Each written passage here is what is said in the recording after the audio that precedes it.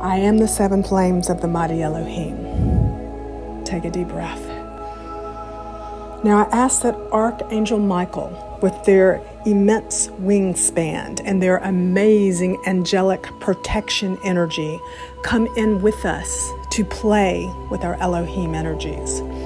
I ask that Archangel Michael's ability to cut cords and Archangel Michael's ability to create a force field of protection around us come in with the seven flames of the mighty Elohim to play with us now. So as we stand here and we feel Michael's presence and feel it, feel the shimmer of their wings, feel the strength of their stature, feel them standing to your side, feel that delicious energy. And now, as we stand with Archangel Michael, I say to you 7 times, I am the seven flames of the mighty Elohim. I am the seven flames of the mighty Elohim. I am the seven flames of the mighty Elohim.